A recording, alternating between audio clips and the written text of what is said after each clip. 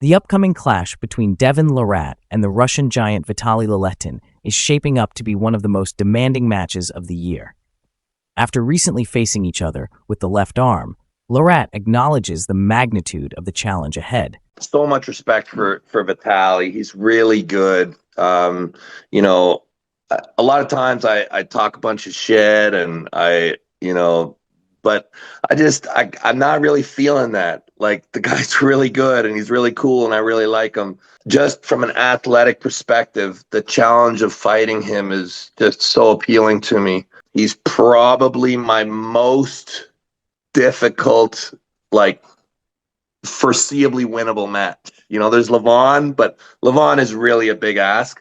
Not to say it's impossible, but Levon is really special. Vitaly is on his way to that. I actually think I'm gonna win, but I have no illusions. Like, I think it's gonna be ridiculously difficult. For Larratt, this match will not only determine the best right arm puller at the moment, but it could also crown Vitaly with a historic record. He's in the prime of his career. He's going to be potentially the first guy in the modern era, in this East versus West era, to hold both gauntlets. Like, if he beats me, there's a good chance, depending on when Levon comes back, that he's at least interim and holds both gauntlets. I'm going to be very hard to beat. I'll be really difficult to beat. My right hand is just way more complete, but he's a tremendous athlete, and I'm just really excited to get in there and see what's up. On the tactical side, Larratt already has a plan. Neutralize Vitaly's top roll and, if the opportunity presents itself, take advantage of his height to attack from underneath. He's got such a good top roll, but he does leave his wrist a little bit accessible. So step one is I have to take his wrist, and then I have to be so ready for the follow-on of that shoulder, because as soon as he top rolls, he's just so quick to just keep throwing and keeping that pressure on, which is going to be a challenge for me.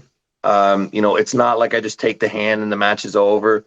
And the thing is, it's not like I can just set up for a flopper because he's a top roller. So there's a lot of adjustment pieces in there. And the other thing that's just very interesting is, because of his dimensions, because of his height and his length, it does open the possibility for me to duck underneath in a flop at times and surprise him.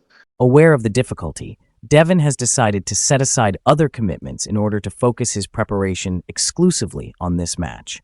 So for the next 6 weeks, as a result of me pulling him, small adjustments to my training, and I'm not going full pumpkin, but I'm shifting basically to all right hand training, basically, for the next 6 weeks.